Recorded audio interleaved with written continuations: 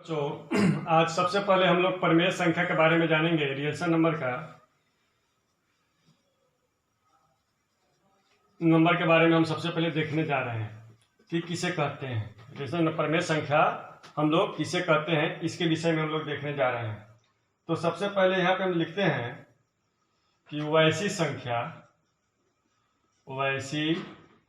संख्या जिसे हम P/Q के रूप में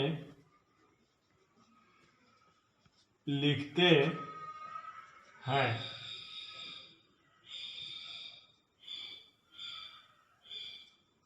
उस संख्या को परिमेय संख्या कहते हैं। जहाँ पे जो P होता है यह P अंश होता है और Q हर होता है। Q यह 0 के बराबर नहीं होना चाहिए या P 0 के बराबर नहीं होना चाहिए। अगर 0 के बराबर होगा तो 0 से भागा देने पे वो 0 हो जाती है, वह परिमेय संख्या नहीं हो पाएंगे। अब इसको जैसे में देखिए, जैसे में मान लीजिए 5/7 यह परिमेय संख्या है, -7/10 यह भी परिमेय संख्या है। इस तरह से जो बट्टे में लिखा जाएगा, रूट में नहीं होना चाहिए, जो इस तरह से हो वही होगा। उसके बाद 2 नंबर में है अपरिमेय संख्या।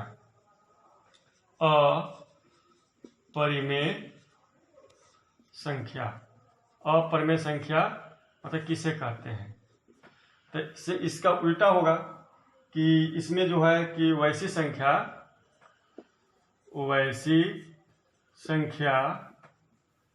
जिसे हम P/Q के रूप में नहीं व्यक्त कर सकते, मतलब जिसको हम P/Q के रूप में, मतलब अंश और हर के रूप में हम नहीं व्यक्त कर सकते हैं, वैसी संख्या को हम अपरिमेय संख्या कहते हैं। अब जैसे में इसका देखिए, जैसे में अगर मान लीजिए √3, इसको परिमेय संख्या के रूप में आप व्यक्त नहीं कर सकते हैं। √2, √5/7 ये सब अपरिमेय संख्या है। -√7/3 ये सब अपरिमेय संख्या है।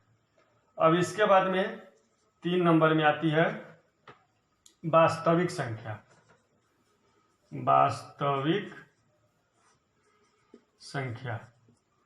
जो हम लोग को चैप्टर पढ़ना है, वास्तविक संख्या रियल नंबर। तो यह है सभी परिमेय और अपरिमेय संख्याओं को लिखेंगे। सभी परिमेय एवं अपरिमेय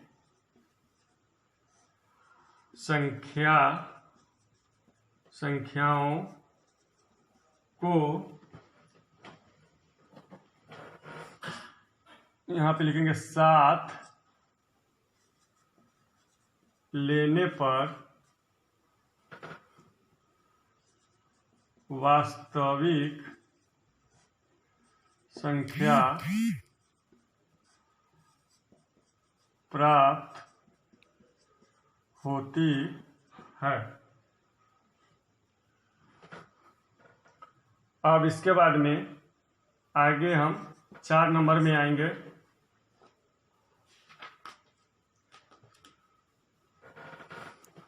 एक होता है शांत। शांत क्या है? शांत, इसको आवर्ती भी कह सकते हैं। शांत आवर्ती जो दशमलव में होती है, शांत आवर्ती लिखेंगे। यदि किसी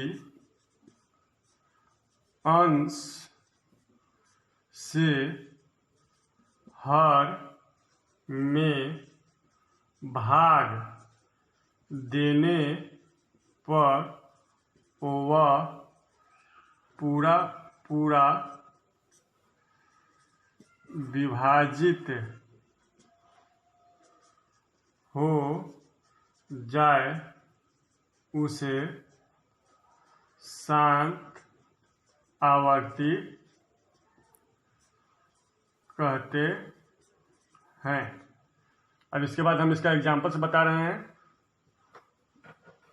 जैसे में जो हम शांत पढ़ाए हैं और शांत में लिखे हैं कि हर से अंश में भागा देने पर यह पूरा पूरा अगर कट जाए, इससे यह अगर पूरा पूरा कट जा रहा है तो यह शांत आवर्ती का उदाहरण है। यह भी ध्यान में रहना चाहिए कि शांत आवर्ती जो होती है, शांत आवर्ती जो होती है उसके हर में 2 या 5 या 2 गुने 5 निश्चित रूप से होता है, निश्चित रूप से होनी चाहिए। अगर 2 रहेगा नीचे अंश में या 2 का गुणज भी रहेंगे तो वह शांत होगा, 5 या 5 के गुणज भी रहेंगे तो शांत होगा, 2 गुने 5 या 2 या 5 का गुणज भी रहेंगे तो शांत होगा। ये तीनों के अलावा अगर कोई भी परिस्थिति में वह जो भिन्न होंगे वह अशांत होते हैं। तो अशांत के देख लीजिए, अशांत क्या होता है? अशांत आवर्ती, अशांत आवर्ती में है कि लिखेंगे वैसे भिन्न जिनके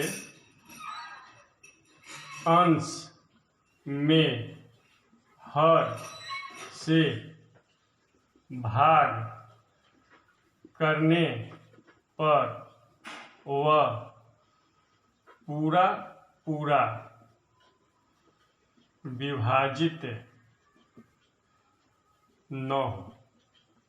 अब जैसे में इसका भी देख लीजिए, जैसे में अगर लिखते हैं 10/3, अगर 3 से हम 10 में भागा देंगे दशमलव में तो यह पूरा पूरा नहीं कटेगा। 11/7, 5 मान लीजिए 3 ही मान लीजिए, इस तरह से देखिएगा तो यह शांत होंगे, क्योंकि इसके हर में न 2 है, न 2 गुने 5 है और न 5 है।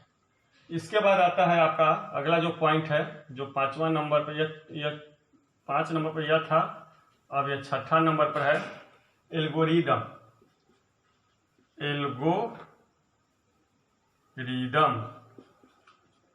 मतलब एल्गोरिदम के बारे में हम लोग को देखना है, एल्गोरिदम क्या है। इस पर आप लोग थोड़ा फोकस कीजिएगा कि लिखिएगा यह एक विशेष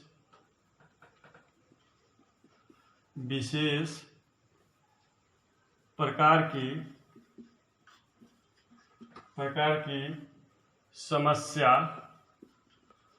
समस्या का हल प्राप्त करने की चरणबद्ध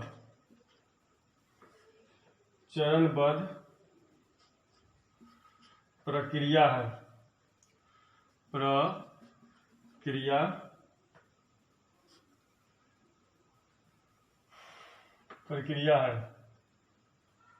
इसको यहाँ पे लिख दे रहे हैं। अब इसके बाद में आता है लेमा। साथ में लेमा क्या है? लेमा लिखेंगे लेमा एक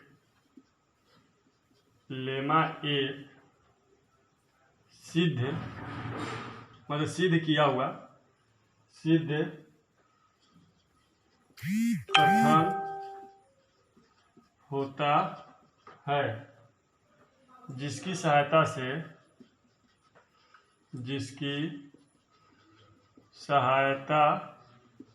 से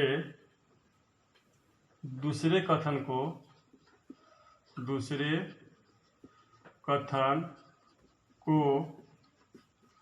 सिद्ध किया जाता है।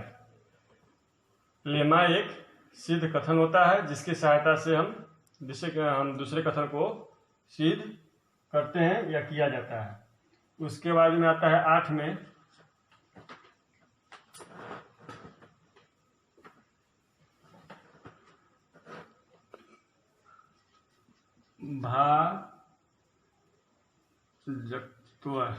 भाजकत्व इसके विषय में हम लोग देखेंगे। यदि कोई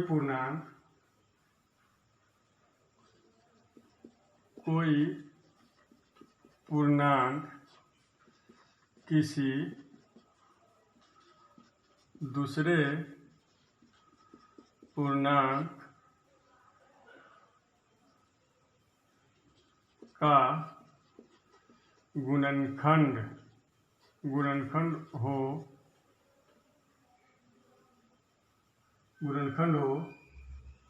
या गुणज हो तो पहले पूर्णांक दूसरे का भाजक कहलाता है। अब अगर मान लीजिए कि यदि a और b दो पूर्णांक हो तब हम लोग पढ़े हुए हैं भाज्य बराबर